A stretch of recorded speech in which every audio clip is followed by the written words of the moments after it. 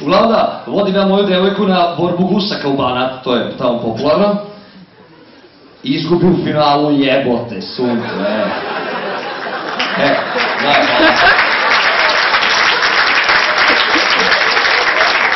I odmah se prokućila i ostavila me, a tamo smo uplatili da idemo na more. Mislim, nije baš na more, nego u Crnu Goru.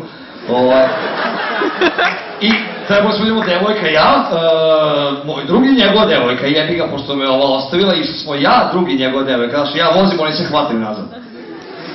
I stižemo do granice sa Crnom Gorom. Skontali ste? Granice sa Crnom Gorom, kao, koji kuda. Znaš kao, igramo se kao, ajde granica, znaš kao da prelaziš iz jedne države u drugu.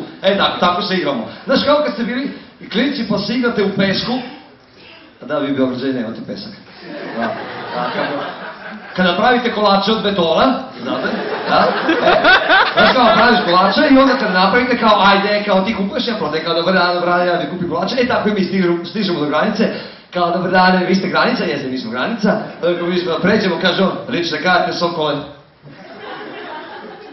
Batori, pasoš, rekao njemu, granica je, ne zna da si igra jebote, a hoće da si igra, da.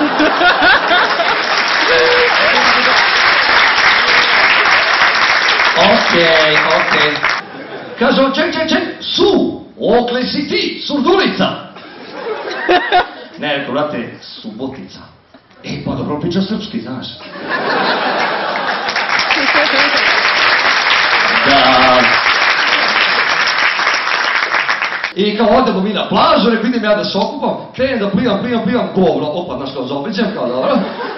Bova, rekao, idem, znaš, zamljeni kad čuješ, alo, rođače, ćeš preko Bovu, jeli? I želko se, ja tako i kod kuće plivaš preko Bovu. Ne, brate, kod kuće nemam Bovu. Još se i raspravljaš!